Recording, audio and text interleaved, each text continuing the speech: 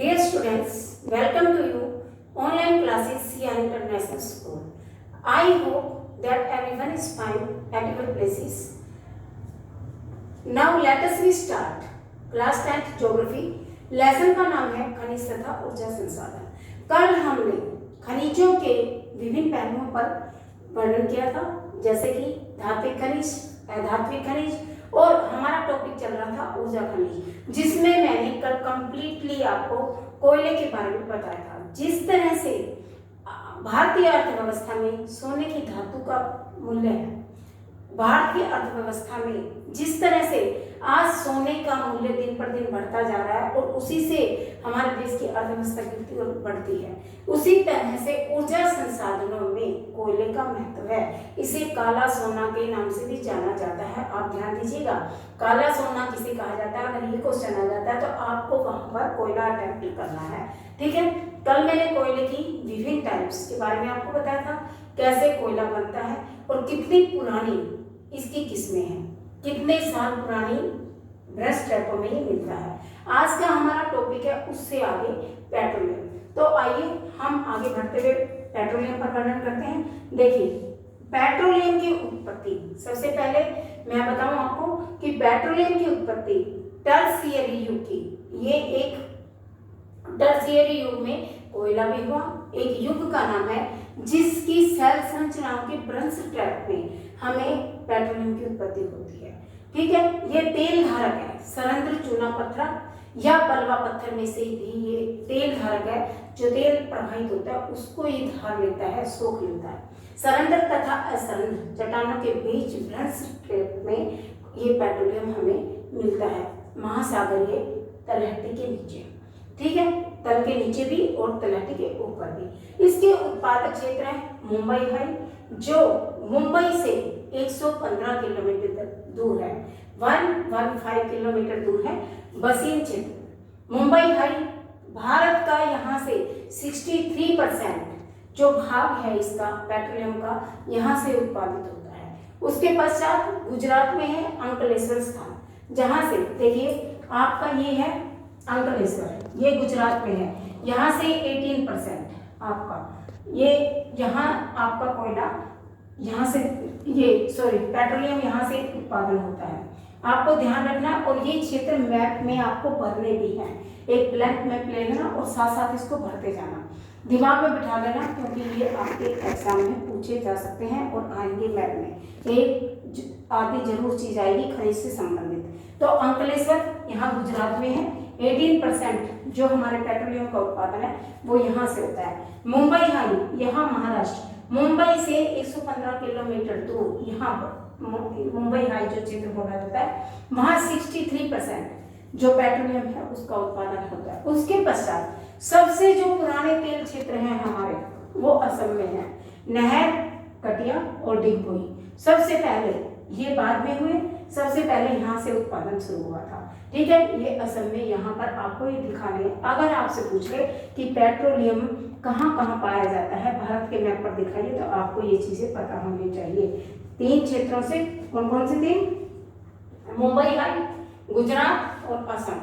Mumbai high में या मुंबई से 115 किलोमीटर दूर बसी में, और गुजरात में 18% हिस्सा इसका मिलता है अंकलेश्वर। असम में 16%, डिगबोई और धैरकटिया क्षेत्र में, मोरन हुगली जंग भी इसके पास है, वहां से भी कुछ % इसका पेट्रोलियम की प्राप्ति हमें होती है।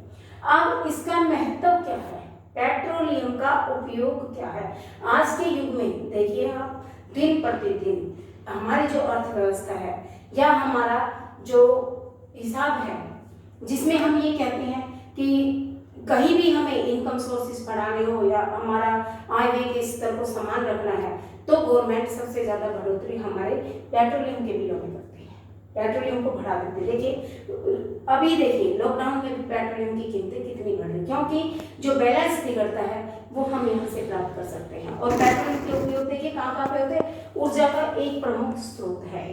ताप व प्रकाश के लिए, ईंधन देने के लिए, जहाँ हमें ताप और प्रकाश चाहिए वहाँ ईंधन के रूप में हम पेट्रोलियम को प्रयुक्त करते हैं। मशीनों के लिए स्नेह यानी कच्चे तेल के रूप में ये प्रयुक्त होता है। विनिर्माण उद्योगों में भी पेट्रोलियम को कच्चे तेल के रूप में प्रयुक्त किया जाता है। तेल शोधन शालाएं जहाँ है, जहाँ पर तेल को निकाला जाता है, वहां भी रसायन उद्योगों में भी, और इस पेट्रोलियम के उद्योगों के कारण, पेट्रोलियम की उत्पत्ति के कारण आप देखिए कितने लोगों को यहाँ रोजगार मिलता है, कितने लोग, कोई निकालने में तो कोई इसको रसायन उद्योगों में प्रयुक्त करने में किस तरह से इसमें अपना योगदान देते हैं और रोजगार को पाते हैं। इस तरह से हमने पेट्रोलियम के बारे में पढ़ा। आइए दोबारा से एक बार रिपीट करते हैं। सरल, ये टर्सरी युग की सेल संरचनाओं के विभिन्न स्टेप में मिलता है। सरंध्र तथा असरंध्र दोनों तरह की चट्टानें हो सकते हैं, और ये मुंबई हाई, गुजरात, असम, तीन इसके मेन उत्पादक क्षेत्र हैं। ये असम में 16%, नहरकटिया और डिगबोई में, अंकलेश्वर में 18% और मुंबई हाई में ये 63%, यानी सबसे ज्यादा भारत का जो ये मुंबई हाई है, ये क्षेत्र कुल उत्पादन का आधे से भी ज्यादा क्षेत्र यहाँ है। ठीक है, इतना क्लियर आपको। इसके उपयोग मैंने बताया कि ऊर्जा का प्रमुख स्रोत है, ताप व प्रकाश में, गाड़ियों में और मशीनों में, विनिर्माण उद्योगों में और रसायन उद्योगों में और तेल साधन शालाओं में इसको परिष्कृत करके आगे बेचा जाता है। अब उसके बाद हम आते हैं नेक्स्ट, जो हमारा खनिज है, ऊर्जा खनिज का तीसरा पार्ट, प्राकृतिक गैस। ये दूसरा पार्ट था, ये हमारा तीसरा पार्ट है, प्राकृतिक गैस। प्राकृतिक गैस एक महत्वपूर्ण और स्वच्छ ऊर्जा का साफ, स्पष्ट, सुंदर ऊर्जा संसाधन है। इससे कोई पर्यावरण में प्रदूषण नहीं फैलता है, और ये पेट्रोलियम के साथ भी मिलता है और पेट्रोलियम से अलग भी मिलता है। आपको ध्यान रखना है, कई बार पूछा जाता है ऑप्शनल क्वेश्चनों में, तो ये याद रखना है, ये पेट्रोलियम के साथ में मिल जाता है और नहीं भी, कहीं इधर उधर भी मिल सकता है। निम्न कार्बन डाइऑक्साइड, यानी कार्बन डाइऑक्साइड के निम्न उत्सर्जन के कारण ये पर्यावरण के अनुकूल मानी जाती है। अगर क्वेश्चन निकल आता है कि हम इसी प्राकृतिक गैस को पर्यावरण के अनुकूल क्यों मानते हैं, तो निम्न कार्बन डाइऑक्साइड गैस के उत्सर्जन के कारण। ठीक है, आपको ये ध्यान देना। प्राकृतिक ऊर्जा संसाधन है, ये हमें प्राकृतिक रूप से प्राप्त होता है, भूमि के नीचे भी मिलता है और भूमि के थोड़ा सा ऊपर भी हम इसे प्राप्त कर सकते हैं। इसके उपयोग क्या है? उद्योगों को कच्चे माल के रूप में ये हमें पाया जाता है, तापीय ऊर्जा में भी मिलता है, पेट्रोल, रसायन, उर्वरक ऊर्जा और उद्योगों में हम इसे कच्चे माल के रूप में प्रयुक्त करते हैं, और सीएनजी के रूप में हम इसे व्हीकल्स में, गाड़ियों वगैरह में यूज करते हैं। अब देखिए, ये प्राकृतिक गैस हमें दो रूपों में मिलती है। कौन कौन से दो रूप? एक तो एलपीजी, दूसरी सीएनजी। बहुत ज्यादा बच्चे कंफ्यूज हो जाते हैं कि एलपीजी किसे कहते हैं, सीएनजी किसे कहते हैं। तो आइए मैं आपको एक बार दोबारा से इसका अंतर बता दूं। एलपीजी जो है, ये तरलीकृत पेट्रोलियम गैस है, आपको इतना ध्यान रखना है, और सीएनजी है, ये संपीड़ित पेट्रोलियम गैस। ठीक है, वो तरलीकृत तरल अवस्था में मिलती है, ये संपीड़ित अवस्था में हमें मिलती है ब्योरीकृत होने के बाद। पेट्रोलियम के साथ या उसके बिना मिलती हमें सीएनजी, और वो हम पेट्रोल से बनती है। एलपीजी पेट्रोल से ही बनती है। ठीक है, इसके पश्चात आप सबसे महत्वपूर्ण जो इसका अंतर है वो ये ध्यान रखिए कि एलपीजी का प्रयोग जो है हम घरेलू उद्योगों में करते हैं। घर से संबंधित जो भी चीजें हैं हमारी, वहां पर डीजल पेट्रोल का यूज होगा, और यहाँ हम इसका सीएनजी का प्रयोग इसमें वाहनों में करते हैं, किसी भी प्रकार के वाहनों। आज का जो वर्तमान समय है, इसे पर्यावरण के अनुकूल माना जाता है, स्वच्छ ऊर्जा संसाधन है, प्रदूषण नहीं फैलाता है, इसलिए इसे गाड़ियों में धीरे धीरे अभी ये प्रयोग में आने लगी है। ठीक है, मैंने एलपीजी और सीएनजी में आपको डिफरेंस बता दिया है। प्राकृतिक गैस का हमारा टॉपिक इस प्रकार कंप्लीट हो जाता है कि कैसे बनती है, इसके क्या उपयोग है, कितने टाइप्स की होती है। ठीक है, उसके बाद हम आते हैं बायोगैस पर। बायोगैस प्राय ग्रामीण इलाकों में मिलती है। कैसे बनती है? जैसे गांव में झाड़ झंखाड़ है, वनस्पतियां हैं, पेड़ पौधे हैं, कृषि जब हम करते हैं तो वहाँ के जो ये अवशेष बच जाते हैं, या मनुष्यों के, पशुओं के जो भी अपशिष्ट होते हैं, वो धीरे धीरे वहाँ पर जमा होते रहते हैं। उनसे जो गैस प्राप्त होती है वो बायोगैस कहलाती है। हम मोटे शब्दों में ये कह सकते हैं कि जैविक पदार्थों के अपघटन से पाई जाने वाली गैस है। कौन सी गैस? जैविक पदार्थों के अपघटन से पाई जाने वाली गैस है। और इसका फायदा क्या है कि इसकी जो तापीय क्षमता है वो बहुत ज्यादा है और चीजों की बजाय। इसको अगर हम खाना बनाने में प्रयोग करते हैं या हम किसी घरेलू चीज में प्रयोग करते हैं तो इसकी तापीय क्षमता और ईंधन की बजाय ज्यादा है, इसलिए इसे, और सबसे बड़ी बात, कम पैसे में सस्ती पड़ती है, स्थानीय लोगों की घर की जरूरतों को पूरा कर सकती है।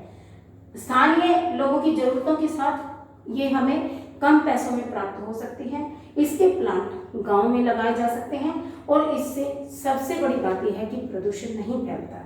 आजकल लोग जागरूक हो गए, इस बायोगैस का प्रयोग थोड़ा थोड़ा सा आरंभ हो चुका है, अधिकतर गांव में लोगों ने इसे स्टार्ट कर दिया है। ठीक है, आपको क्लियर? क्वेश्चन पूछा जा सकता है एग्जाम में, इंपॉर्टेंट क्वेश्चन है, ठीक है, इसे ध्यान दीजिएगा। उसके पश्चात आप देखिए एक क्वेश्चन निकल के आता है कि बायोगैस कैसे ऊर्जा समस्या को हल कर सकती है, किस तरह। आज जैसे जैसे हमें ऊर्जा संसाधनों की धीरे धीरे कमी होती जा रही है, तो किस तरह से हम ऊर्जा संसाधनों के रूप में बायोगैस को ला सकते हैं, किस तरह से इससे अपनी कमी को पूरा कर सकते हैं। तो देखिए, पशुओं और पौधों के जो भी अपशिष्ट हैं वो ऐसे बेकार पड़े रहते हैं, किसी काम के नहीं होते, तो उनका अच्छी तरह से यूज हो सकेगा। यानी जो भी चीज है, चाहे वो वेस्ट से वेस्ट है, उसका भी प्रयोग होना चाहिए। तो वो हम बायोगैस में यूज कर लेंगे तो वो हमारे लिए वेस्ट नहीं रहे, पहली बात नोटिस कर देना है। इसके बाद इससे पर्यावरण के अनुकूल गैस प्राप्त होगी, जिससे हम खाना बना सकते हैं, ईंधन के रूप में प्रयोग कर सकते हैं, और ये आसानी से जलेगी, जिससे राख भी पैदा नहीं होगी और ठीक स्वच्छ माहौल रहेगा। जैसे हम कोयला जलाते हैं, लकड़ी जलाते हैं, तो उससे हमें सांस संबंधी अनेक बीमारियां हो जाती हैं, आंखों में जलन होने लगती है, पानी गिरने लगता है। तो इस बायोगैस से इस तरह की समस्या नहीं होती है। इसका उत्पादन, भंडारण और रखरखाव जागरूकता अति आवश्यक है। सुझाव इसके लिए हम क्या दे सकते हैं? डियर स्टूडेंट्स, जिस तरह से हमने देखा कि पेट्रोलियम के क्या यूजेस हैं और प्राकृतिक गैस के क्या यूजेस हैं, उसी तरह से बायोगैस के भी बहुत सारे यूजेस हैं। आज वर्तमान समय में जहां हमें ऊर्जा संसाधनों की निरंतर जरूरत पड़ रही है, क्योंकि ये ऊर्जा संसाधन हमारे कारखानों में, हमारे उपकरणों में, रसायन उद्योगों में, कच्चे माल के रूप में, वाहनों में, घरेलू उद्योगों में अनेकों जगह पर प्रयुक्त हो रहे हैं। तो इसके लिए सरकार को भी इसकी व्यवस्था की जाए, इन ऊर्जा संसाधनों को बायोगैस जैसे जो हमारे लिए कम कीमत पर उपलब्ध हो सकते हैं, और हमारे लिए जो वेस्ट चीजें हैं, जीवों का अपघटन है या झाड़ियां हैं, वनस्पति हैं, कृषि के अवशेष हैं, हमारे मनुष्यों के गले सड़े अवशेष हैं, मृत अपशिष्टों से जो चीज मिलती है वो एक तरह से बिल्कुल बेकार है। उससे अगर हम किसी चीज को प्राप्त करके यूजेबल बना रहे हैं तो वो हमारे लिए कम कीमत पर और बहुत समय तक चलने वाली चीज है। इस तरह से हम बायोगैस को प्रयोग कर सकते हैं। सरकार को भी इसे मौद्रिक सहायता देकर प्रयोग किया जाए और गांव में लोगों को इसके लिए जागरूक बनाया जाए। ठीक है, इस प्रकार से हमने आज पढ़ा पेट्रोलियम के बारे में, पेट्रोलियम कहाँ से निकलता है, इसका महत्व क्या है, और प्राकृतिक गैस क्या है, और यह कितनी तरह की होती है। प्राकृतिक गैस 2 टाइप्स की होती है, एलपीजी और सीएनजी। इसके बारे में मैंने आपको यहाँ पर डिफरेंस बताया। उसके पश्चात बायोगैस किसे कहते हैं और ये कैसे हमें प्राप्त होती है और इसके क्या उपयोग है। आज के लिए याद करने के लिए आपको इतनी ही चीजें बहुत है, इससे अगली चीजों पर हम कल आएंगे। एक बार मैप को दोबारा से रिवाइज कर लेते हैं, क्योंकि ये खनिज से संबंधित और विशेषकर खनिज तेल, पेट्रोल से संबंधित है, इसलिए एक बार दोबारा से रिवाइज करते हैं। देखिए, अंकलेश्वर में 18% जो हमें पेट्रोलियम उत्पादित क्षेत्र तेल, खनिज तेल यहाँ से प्राप्त होता है। यहाँ बसीन से, मुंबई हाई से 63%, और यहाँ नहरकटिया डिगबोई असम का एक क्षेत्र है यहाँ, जो कि पुराना, सबसे पुराना तेल क्षेत्र है। ठीक है, यहाँ से ये हमें तेल की प्राप्ति होती है। और आज पेट्रोलियम सबसे ज्यादा महंगा है, सबसे ज्यादा हमें महंगी कीमत पर होता है। देश की अर्थव्यवस्था को बैलेंस रखने के लिए इसको कभी घटाया जाता है तो कभी बढ़ाया जाता है। इस तरह से आज हमने सारे खनिजों के ऊपर, चाहे वो खनिज धात्विक थे, अधात्विक थे या ऊर्जा खनिज थे, खनिजों के तीनों वर्गीकरण का एक्सप्लेनेशन हो कर दिया है। उसके पश्चात हम इससे आगे कल अयस्क के बारे में अध्ययन करेंगे। आज के लिए इतना ही काफी है। ठीक है। आप जितना भी मैंने आपको ये समझाया है, नोटिस करवाया है, इसे पढ़िएगा। इसकी पिक्चर मैं भेज दूंगी आपको ब्लैक बोर्ड की। इसी के साथ अगर आपको कहीं से कुछ कंफ्यूजन होता है तो आप इस लिखे हुए को दोबारा से भी रिपीट कर सकते हैं, वीडियो को दोबारा सुन सकते हैं। ठीक है, आपको कहीं से भी कुछ चीज़ याद नहीं होती तो आप फ़ोन करके या व्हाट्सएप के थ्रू मुझसे पूछ सकते हैं। Thank you very much. आज के लिए इतना ही है, कल आपसे मिलते हैं। ओके।